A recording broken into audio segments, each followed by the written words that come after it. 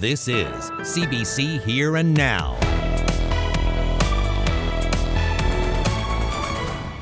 Police have charged a man on the West Coast with second-degree murder and aggravated assault after a severely injured man was found outside an apartment building last night.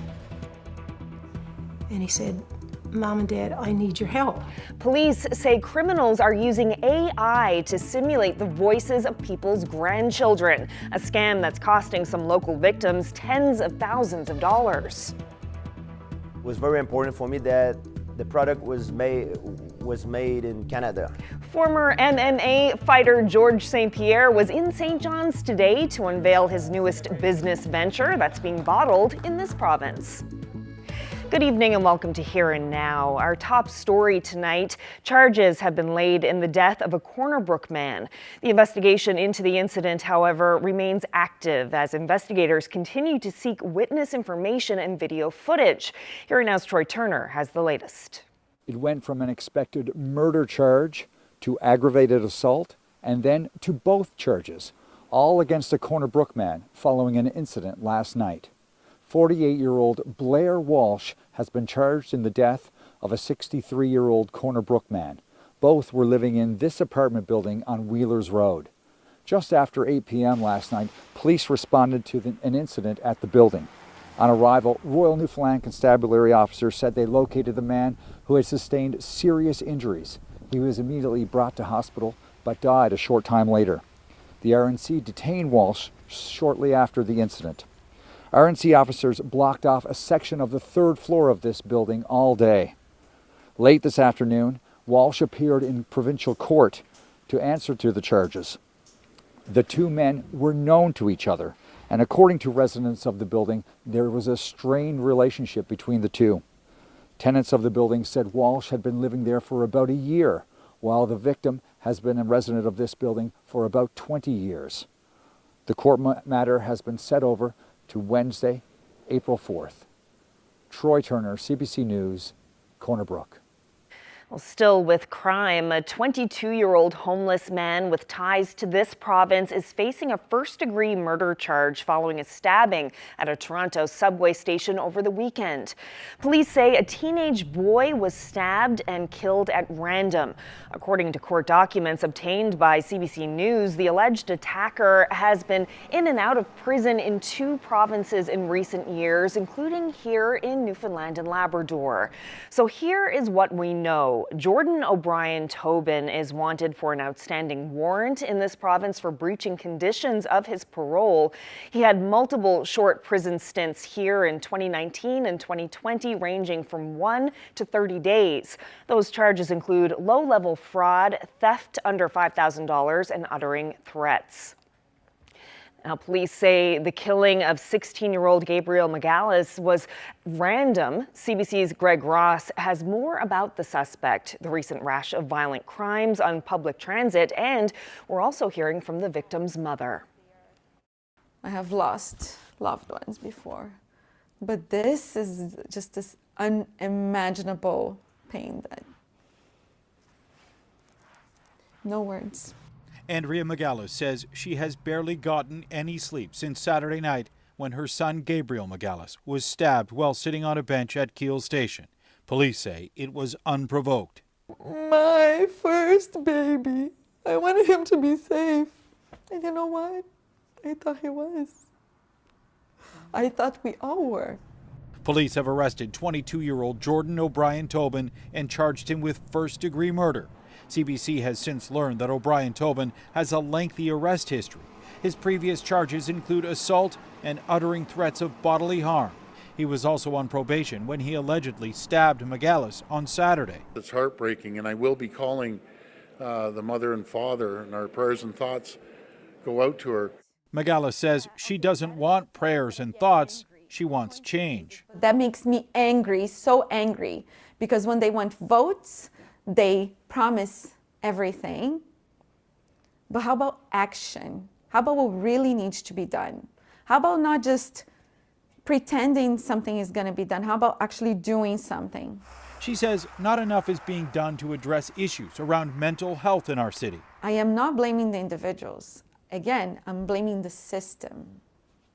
I don't feel like you can say it is one person's fault because they got in trouble, they're in whatever situation they are. I think it's a much bigger picture. The Premier defended his government's record on mental health support. And I don't disagree with her comments. We're putting $3.8 billion into mental health, unprecedented amounts of money. And my heart breaks for them. That's their child. It's the most terrible tragedy. And I would love the Premier to actually listen to that mother, because that is what the people of this city are saying. They're saying, you've put the cops in there, it hasn't solved the problem. The solution is to address the root cause. We have a homelessness crisis. We have a mental health and addiction crisis in this city.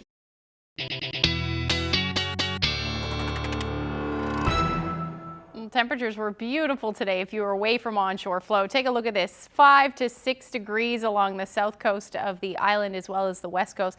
Up across Labrador, mild as well, especially in Happy Valley Goose Bay. +2 was your afternoon high today. We don't really have a whole lot going on as far as weather is concerned. A few flurries and showers on the west coast, but lots of sunshine as well. And if you take a look at what's happening out there as far as the live cameras go, some sunshine through Black Duck Siding, Lewisport, and Port-au-Port as well. Port Rexton, you're looking at some light skies as well, but not quite that sunshine. But it is helping to melt that snow. And just take a look at the reason for that is the sun angle. And we're about halfway between winter and summer. March 29th, or today I should say, 46 degrees is what that sun angle is on. And it's going to continue to warm up. We do have some sunshine in the forecast for a good chunk of the island as we head through tomorrow. I'll get into all the details in a little bit. Thanks, Ashley. Well, the RCMP have arrested and charged a woman after a stabbing in Stephenville on Monday night. Police say the 33-year-old woman broke into a home and then refused to leave. She stabbed a second woman during an altercation and tried to steal a vehicle. The victim was treated for non-life-threatening injuries and identified the accused a short time later. The woman was taken into custody and appeared in court today. Well, police are investigating the crash of a stolen snowmobile in Nain. The RCMP says around 2 a.m. on Saturday, a snowmobile crashed into the side of a house, coming to rest inside the residence. No one was home at the time of the accident. The operator and possible occupants of the snowmobile fled the scene before police arrived. The investigation is ongoing, and the RCMP is asking anyone with information to contact them or Crime Stoppers. Well, the scam is high-tech. It targets older people and is costing victims tens of thousands of dollars. It's a new take on the grandparents scam, where criminals use artificial intelligence software to pose as people's grandchildren. The faked voices on the phone are so convincing, a handful of victims in St. John's turned over more than $200,000 to one suspect. Here Now's Ryan Cook brings us this special report. Picture this. You get a call from your teenage granddaughter and she sounds distraught. She says she's been in an accident, that the police found drugs in the car, and then a man comes on the phone and says he needs $10,000 to post bail or pay legal fees, and they're going to send an agent to the house to collect it. What would you do? You can hear me, can you? That's exactly the situation police in St. John's say Charles Gillen helped concoct earlier this month. They say he conned senior citizens out of $200,000. in just 3 days. The court files spell out all the losses incurred by 8 victims. $39,000, $24,000, $38,000, $58,000. I've spoken with 4 people who fell victim to the scam, and each of them said that they really truly believed it was their grandchild on the phone. How sophisticated was this scam?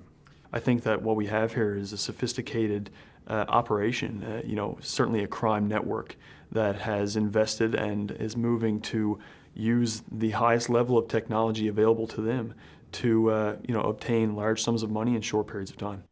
Technology like cheap and easy to use AI programs that can clone anyone's voice. Machine learning techniques are often used for things like image processing, but in some cases they can be used for things like either recognizing voices or, as we've seen recently, making imitations of existing voices. Donna Leto swore she was speaking to her son. He said, I've been in an accident in Toronto, and I hit a woman that's pregnant, and she's been sent to the hospital with multiple injuries. And he said, Mom and Dad, I need your help. Like that. And I said, oh. Then we got really taken and said, like, the kids never asked us for any help before. And he said, here, talk to my lawyer. A man posing as a lawyer asked the Letos for $9,800. A man came to their door later that same day and collected. Police have reported very similar scams all across Canada in recent months, coast to coast, with millions of dollars lost. Any of this technology, like you said, AI, it's there for anybody to use, and we have to, as a community, understand that this technology is being used by criminals. And it's important that if you receive a call of somebody who's stating they are somebody or an agency, end the call that person back directly to ensure that you're speaking to the source. This kind of technology comes with a lot of amazing uses, but also potential for devastating consequences. I spoke with one woman who lost $58,000. She handed it directly to a man who she thought was a bond collector. She told me she was deeply embarrassed, but said, "You'd do anything for your grandkids," and they took advantage of that. Ryan Cook, CBC News, St. John's. Wow. Well, speaking of scams, a former committee member was sentenced today for defrauding the local service district in Bunyan's Cove. Stephanie Chapman had previously pleaded guilty, and this morning she was at provincial court in Clarenville. Here Now's Garrett Berry has the details. Stephanie Chapman fought back tears when she spoke for just a few seconds in the Clarenville courtroom today, telling Judge Paul Noble that she had never done anything like this before and would never do so again. She apologized to her community for the harm she caused, saying, "I'm just so sorry for everything." Chapman pleaded guilty to 1 count of fraud and 1 count of forgery, and admitted that for an 18-month period between 2017 and 2018, she wrote 16 checks with no valid purpose that sent money from the local service district's budget to her and her businesses. When a new district committee took over, they were tipped off by a check she wrote back, refunding the committee for the money she took. The new district went to police, and some members shared their concerns publicly in a CBC Investigates story more than 3 years ago. They feared it would destroy the community's efforts to secure a new fire truck. In total, just over $96,000 was taken from the service district, and more, $100,000 exactly, was put back in. Defense lawyer Aaron Breen called it a very bad decision to try to save a family business, and cited a pre-sentence report that concluded Chapman was at a very low risk to reoffend. Both Crown and defense agreed on a sentence, a 9-month conditional sentence that will put Chapman on house arrest, and 12 months of probation. The judge accepted that submission, saying jail time would not be helpful. The judge said the harshest reality for Chapman may be that she continues to live in Bunyan's Cove and faces the consequences from her community over what happened. All parties in the courtroom, the Crown, the defense, and the judge, all said it was pretty rare to see a fraud where the money was paid back before the crime was even noticed. And in his closing remarks, Judge Noble told Stephanie Chapman he felt it was very unlikely he would ever see her back in his courtroom. Garrett Berry, CBC News, Clarenville. Well, in health news, 6 more people have died from COVID-19 since the last provincial update. The department's latest update says there have been no new deaths, but data in the regional and age breakdowns on the government's COVID-19 website show something different, a total of 6 fatalities. Since moving to bi-weekly pandemic updates, the health department has consistently underreported the number of new deaths. The department says that's because of deaths reported since the last update that happened before the latest 2-week reporting period. So in this case, the deaths happened before March 12th, but weren't recorded until after the previous pandemic update on the 15th. The most recent deaths were all in the Eastern Health region. Over the 2-week period, 16 people were hospitalized, 2 required critical care. Well, customers on the island may experience power disruptions tomorrow and Friday. That's because Newfoundland and Labrador Hydro will be testing the Labrador Island Link both days between 8:30 a.m. and 6:30 p.m. Hydro says if outages occur, they should be resolved in under 30 minutes. The stakes are high for Hydro. It's the first time the Labrador Island Link has been tested since November. And if this round of testing fails, they'll have to wait until next fall, costing millions in additional interest. The LIL is not viable because it has demonstrated to not be reliable. Well, stay with us. Ahead in about 15 minutes, Patrick Butler will bring us his feature report on Muskrat Falls and the ordeal of getting it over the finish line. Some have major doubts about its reliability, saying it will never work as planned. That's ahead. Well, one of the companies that monitors the province's finances has moved Newfoundland and Labrador's outlook from stable to positive. Now, that doesn't change the rating on the province's debt, but it is a sign that the DBRS Morningstar could improve the rating.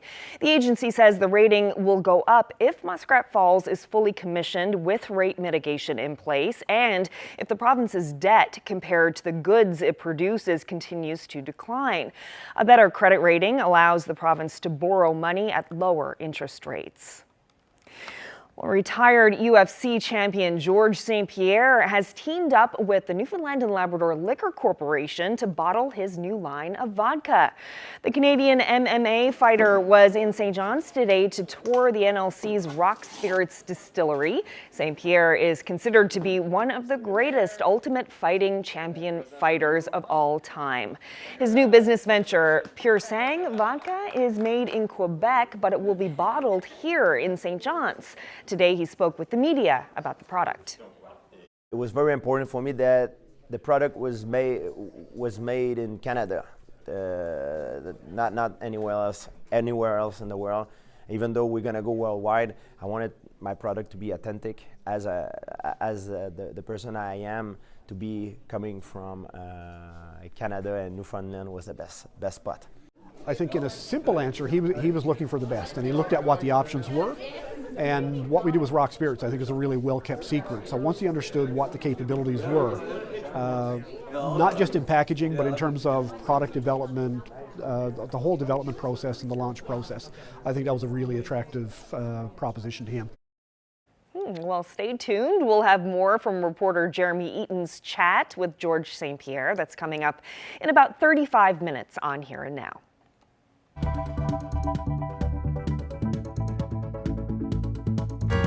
Hey, it's Burger Battle Month. Well, the competition is on for restaurants in downtown St. John's for the title of Best Burger.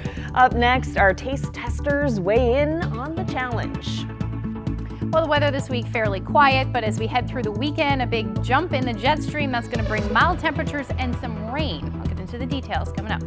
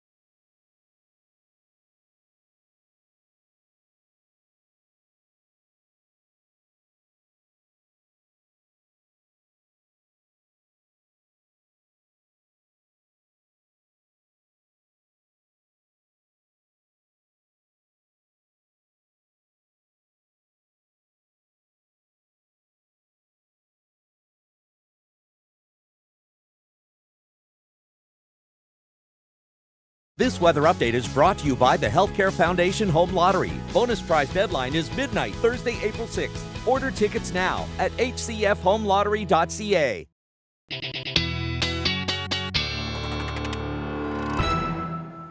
Well, Ashley, these days when people hear the name Fiona, I guess the first thing that comes to mind really is all of the destruction and the tragedy that happened on the west coast of the island. Yeah, and as of today, the WMO, the World Meteorological Organization, has officially retired the name Fiona. So you'll no longer hear that name when we talk about hurricanes or post-tropical storms or anything like that.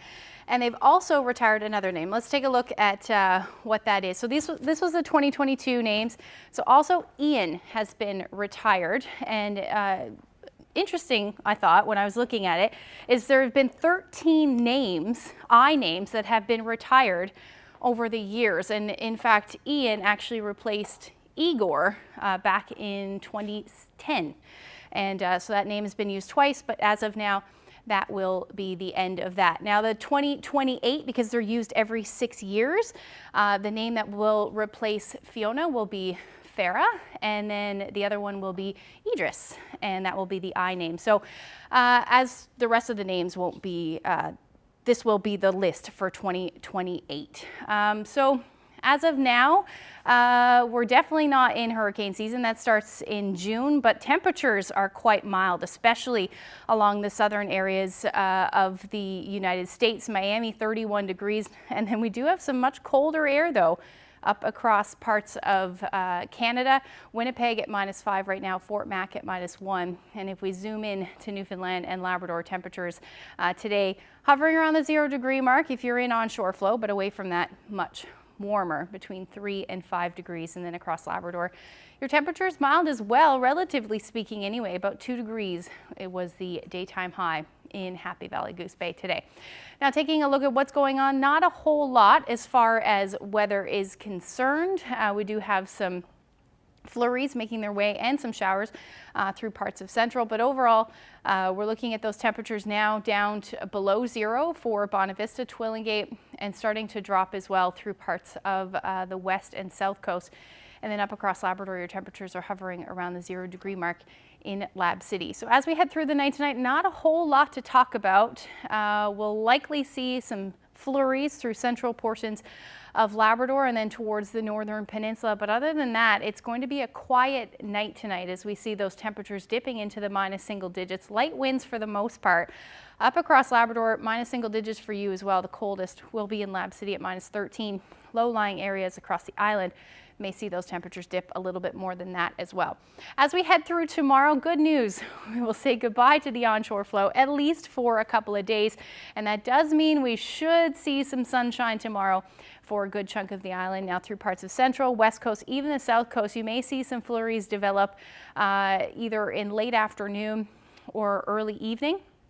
This may also fall as showers, but if you do see these develop, you may pick up a quick centimeter at most. Other than that, not a whole lot going on. Up across Labrador, you're looking at the potential for some flurries through central as well. And then as we head into the overnight hours, it does look like some snow will develop along the southwestern portion of the island. Now, as far as temperatures are concerned tomorrow, you're looking at daytime highs between 3-4 degrees, relatively light winds. That sunshine will be certainly lovely, especially with that higher sun angle. So we actually should see some melting snow out there. There's certainly lots of it to melt. And as you head towards central, like I said, flurries or showers, the story for you is you see your temperatures between 4 and even 5 degrees as your afternoon highs tomorrow. West coast, you're looking at similar forecasts as far as winds are concerned, relatively light. A little cooler though along the south coast of the island, which is a different story than what we've been seeing, but hovering around the 1-degree mark for the most part. Northern peninsula hovering around 0, southeastern Labrador as well,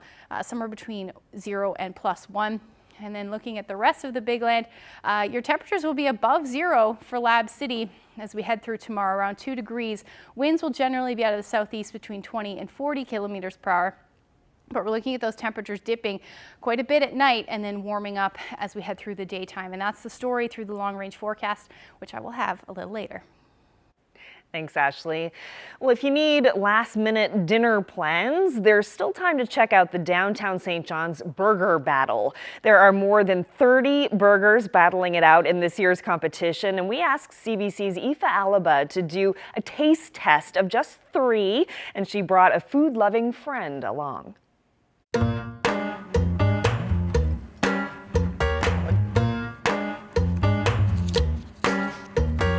Hey, it's Burger Battle Month, and we're going to be reviewing burgers just for you. Today with me, I have Sunita, a food reviewer. Today we're going to put your palate to the test.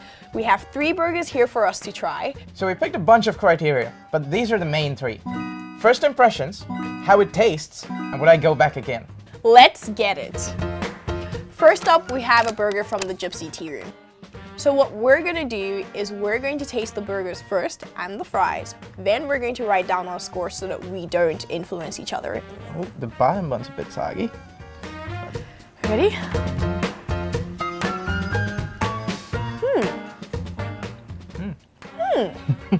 It was juicier than I expected. Okay, I think we're ready to write our scores. Absolutely. This is actually harder than I thought it would be. I gave this 3 patties out of 5. You're quite strict.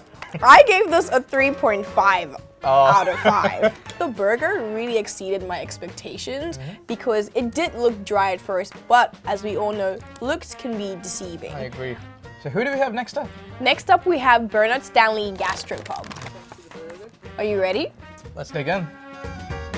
There's a lot going on in here. Are you ready to score? Absolutely. I need a napkin first. I'll go first this time. All right. So I gave it a 4 out of 5. Okay, I gave it a 5 out of 5. Wild! I thought it was almost perfect. It was juicy. There was so much going on. There was the perfect amount of flavor. It wasn't too spicy. It wasn't too sweet. We've done 2 burgers so far, and this is our last burger, and it's from Blue on Water. Oh, that looks juicy. It does, doesn't it? Has a lot going on. Are you ready to dig in? Absolutely. It looks a bit pink inside, but I think that's because it's cured meat. Right, that makes sense. So don't be alarmed.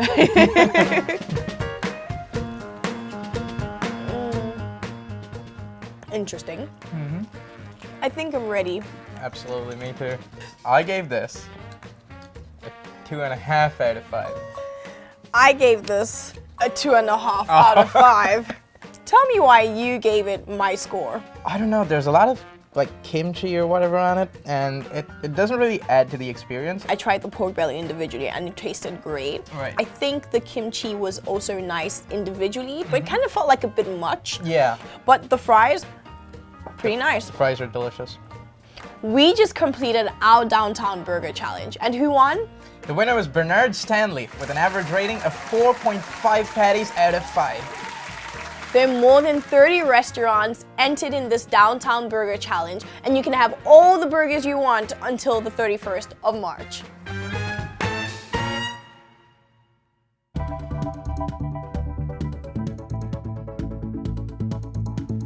The Muskrat Falls hydroelectric project has been in the works for more than a decade, has gone billions over budget, and there are still questions about its reliability. Coming up, an in-depth look at the controversial project as it creeps toward completion.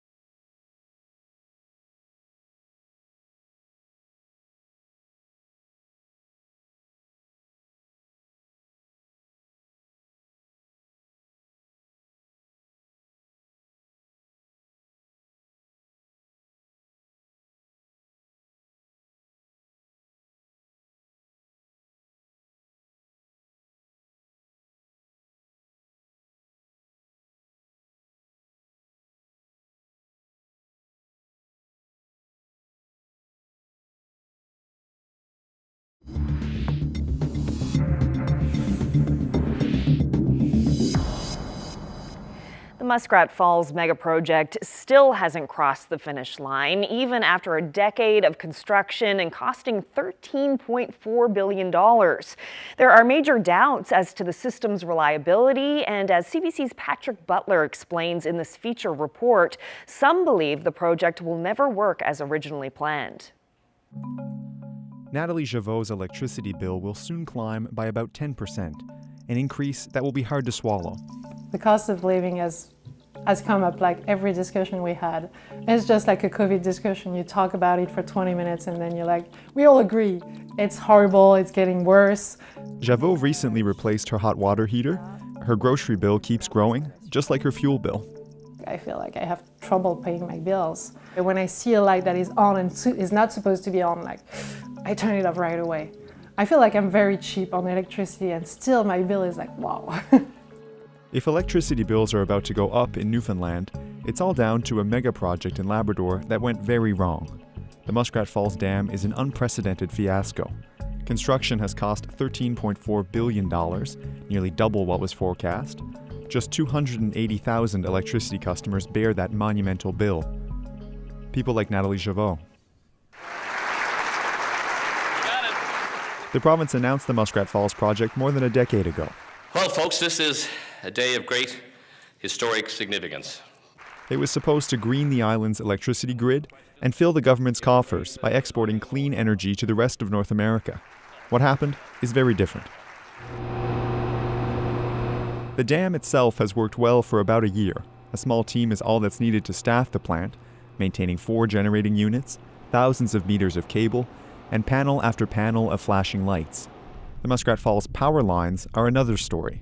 Equipment and software failures are frequent. For months, the lines have transmitted only about half the electricity produced at the dam. The transmission system crosses through Labrador, then jumps the Strait of Belle Isle, stretching 1,100 kilometers all the way to the Avalon Peninsula. The lines also send electricity to Nova Scotia, the only outside buyer for Muskrat Falls power.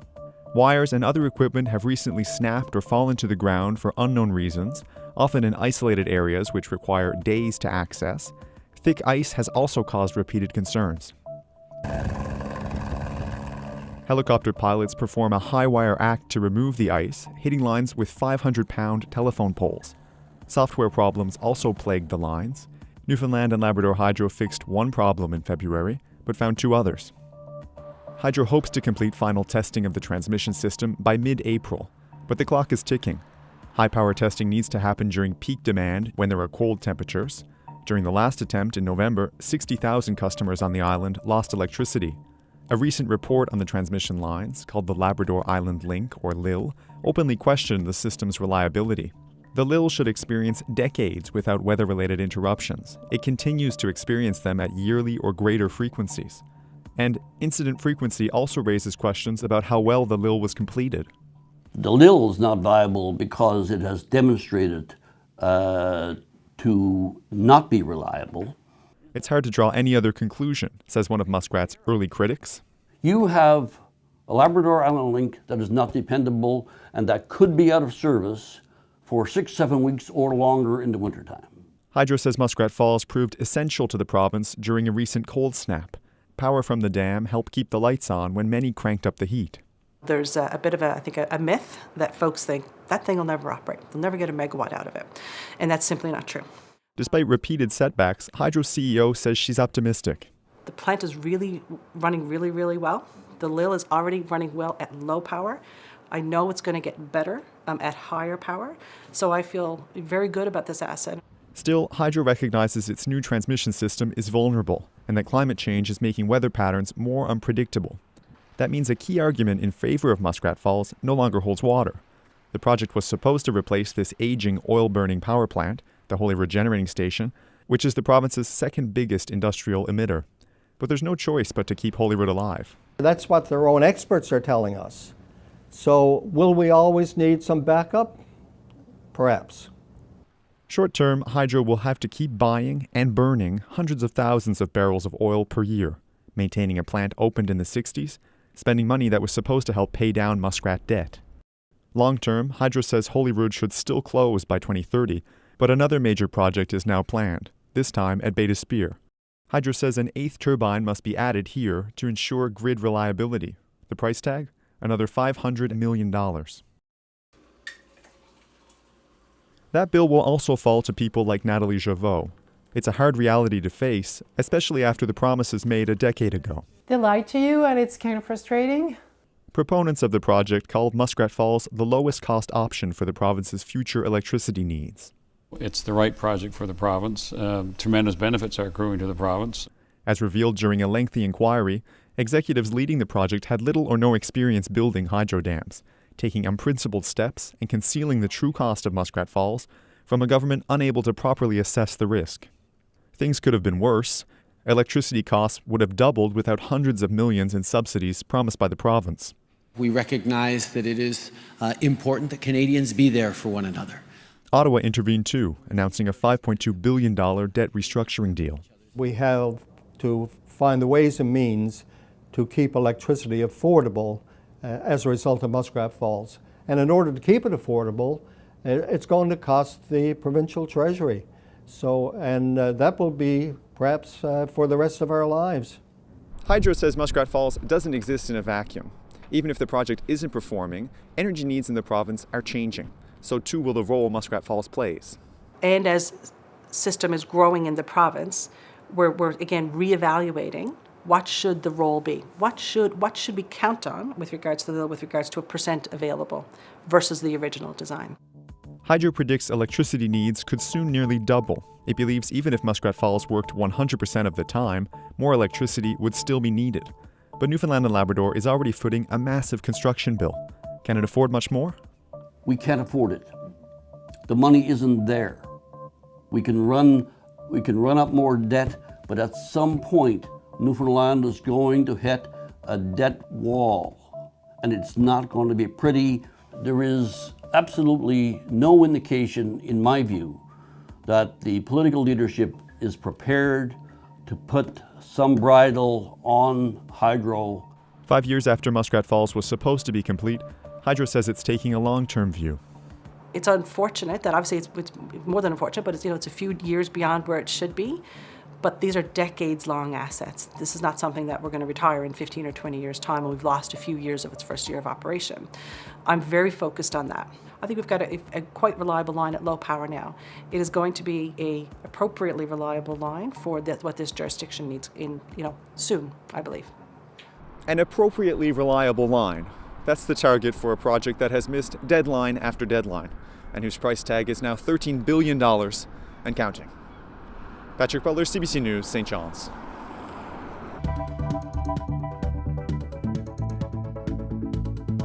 This man needs no introduction. One of the greatest MMA fighters of all time, Georges St-Pierre, is in St. John's. Mr. St-Pierre, what are you doing here? I'm here to promote my vodka. Brook, my friend. Oh yeah, do you feel it?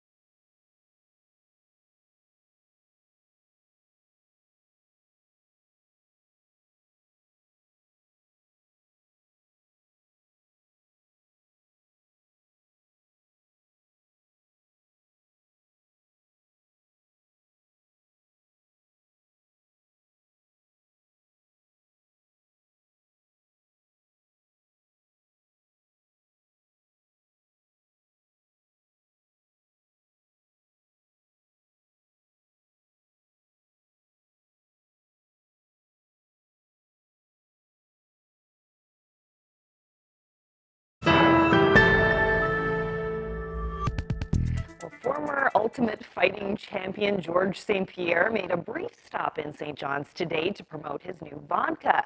The retired UFC fighter is using the NLC's Rock Distillery to bottle his product. He took a break from signing autographs to chat with Here and Now's Jeremy Eaton. Take a look. So why did you want to team up with the Newfoundland Liquor Corporation? Well, quality, it was the best, and also it was very important for me that the product was made in Canada, not anywhere else in the world. Even though we're gonna go worldwide, I wanted my product to be authentic as the person I am, to be coming from Canada, and Newfoundland was the best spot. So you did a tour of the distillery here on Kenmount Road in St. John's. What did you think? It was amazing. It's always very impressive to see the production chain. This is a big company, and I think the citizen of the city can be very proud to have this company here. How long have you been working on this? It was a very long process. If I go back to the beginning, we did many different try with different ingredients, different mix, until we finally met for the final testing. But we wanted to do a testing with the other best vodka in the industry, in the world. So we did a blind testing. I would not have been satisfied because everything I do I'm very competitive. I want to be the best. Really, you're very competitive. Yes, I am. Okay. And it's the same thing. If I want to take my vodka to the world, I want it to be the best. So when we did the testing, we were five of us, and all 5 of us we were blind, and we chose that vodka as our favorite. So I'm very confident that this is. When I'm saying it's my favorite vodka, it is my favorite vodka, but I'm very confident that it's going to be a very successful product for the customer. People might find it a bit strange that somebody who's as big into fitness as you are would launch with a vodka. Yeah. Like, why would you want to sell alcohol? I know drinking, it's not an healthy thing, but we all like sometimes to pull the plug, to get away, maybe for a therapeutic mental reason, or to just live the life, and I'm very concerned about what I put in my body. And when I come out with that product, I want it to be a premium, to make sure everything I put in my body and my customer put in their body, it's premium ingredients. So I'm very confident about that. My product is even though drinking is not the most healthy thing, it is one of the healthier drink. It's not your first time in this province, correct? No, I've been there before. You were in Labrador, and I know you did a seminar up there. Yes. That was a big deal. Yes. So what else are you up to? You selling a bit of vodka? You still training, fighting? Yeah, I'm still involved. I have different businesses. Now I'm here because of the launch of my vodka, and I'm involved into fitness equipment, food supplement, and movies. I'm still involved with the sport, with the UFC. So I'm more busy now than I ever been. What's it like?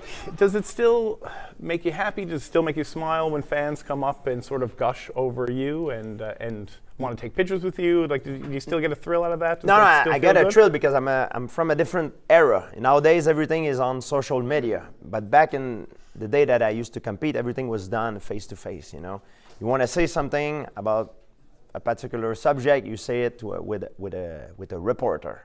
Now you can go on Twitter and say it. It's accessible to the world. But with my fan base, is the same thing. I like to meet them in person. I'm a good old-fashioned guy. I like to meet my fans in person with an handshake, rather than. I like social media because it gives me access to the world, but I prefer in person. Why is George of St-Pierre hanging out at the NLC on Kenmount Road? Well, I think in our discussions with George and his team, I think in a simple answer, he was looking for the best, and he looked at what the options were.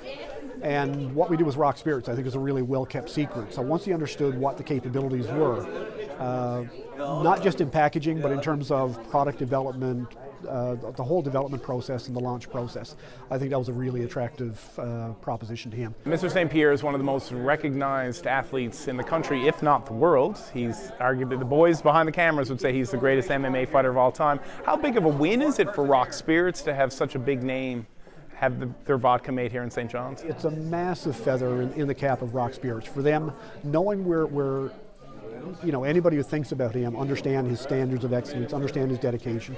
So for him to kind of go through this process and to select Rock Spirits is a real credit to everybody within the Rock Spirits team.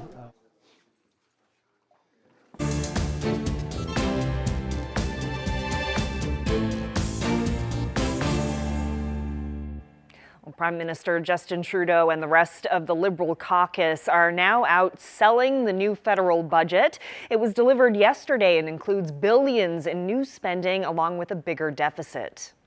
I think people need to understand that this is a time where Canadians need that extra support. And some of that extra support includes a new national dental plan, which the NDP is claiming credit for, saying they forced the Liberals to deliver on that commitment. The Conservatives are slamming the budget, saying it does nothing to address the housing shortage, reduce inflation, or fight crime. A centerpiece of the budget is big spending to promote green tech, but the Bloc Québécois says much of that money could end up in the pockets of oil and gas companies. Well, protesters staged a rally outside the constituency office of Prime Minister Justin Trudeau in Montreal today. They're denouncing the closure of the Roxham Road border crossing in Quebec. Ouvrez les frontières! Ouvrez les frontières! Ouvrez les frontières! Ouvrez les frontières! A group called Solidarity Across Borders organized the rally. Protesters also condemned the short advance warning given about the closure, even though the decision had been made a year ago. The irregular crossing was closed on Saturday with just 8 hours' notice. The organizers of the rally say closing Roxham Road puts migrants in more danger because they now have to take riskier routes into Canada.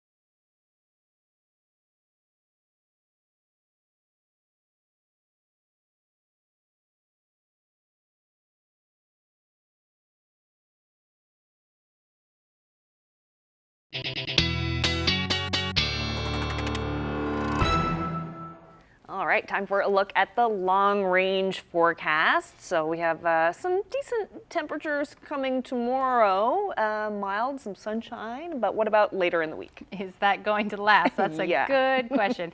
It does look like we will at least see the sunshine last as we head through Friday. Let's take a look at the forecast there for you. So unfortunately, the onshore flow will continue, or at least will move back in on Friday.